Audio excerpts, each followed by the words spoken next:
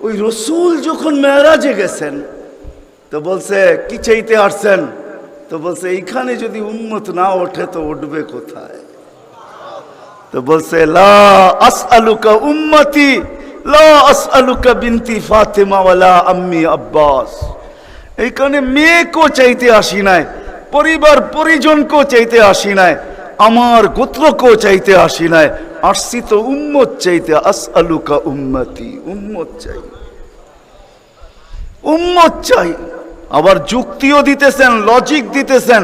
আনতা রব্বুল করিম আনা নবিয়ুর রহিম, আপনি রব্বে করিম আগে, আমি নবী রহিম পিছে।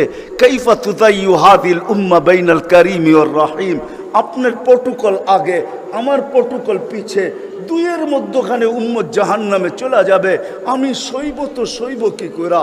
এই জন্য উম্মত চাই। তো আল্লাহ জবাব দিতেছে, বন্ধু কসমতুল কিয়ামতা কিসমাইন, কিয়ামতকে দুই ভাগে ভাগ করছি। আনতা তাকুল উম্মতি, আমি জানি আপনি একাই হবেন। কিয়ামতের দিন কেউ উম্মতি বলে চিৎকার দিবে না, না নবী দিবে, না রসুল দিবে, না উলুল আজমি মিনার রসুলরা দিবে, কেউ উম্মতি বলে চিৎকার দিবে না। মুসা আলাইহিস সালাম তো এতটুকুও বলবে লা আসআলুকা উম্মি ওয়ালা আসআলুকা উখতি, মাকেও চাই না, বোনকেও চাই না, আসআলুকা নফসি, আল্লাহ আমাকে বাঁচান, আমাকে বাঁচান। সব নবীরা নফসি নফসি বলবে। আমি জানি কিয়ামতের দিন আপনি কবর থেকে উঠবেন তো চিৎকার দিতে দিতে উঠবেন উম্মতি উম্মতি।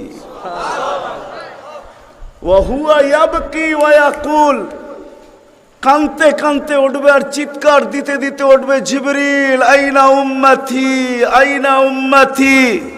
ওয়াসালা শাফিরি জাহান্নাম, উম্মতকে পলসেরাতের কিনারে চলে গেছে, আমার উম্মত কোথায়, তুমি একা কেন আসছো?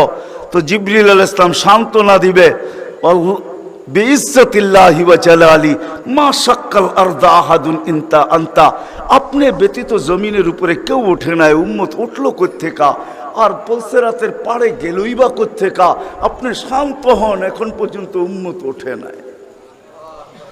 যে কবর থেকে এই অবস্থায় উঠবে, তা আল্লাহ বলে, বন্ধু কিয়ামতকে দুই ভাগে ভাগ করছি, আমি জানি আপনি একা উম্মতি বলে চিৎকার দিবেন, আর কোন নবীও দিবে না, রসুলও দিবে না। আমি রসুলুল্লাহর দয়া বুঝাইতে চাইতেছি আপনাদেরকে, যে কেমন দয়ালু ছিলেন।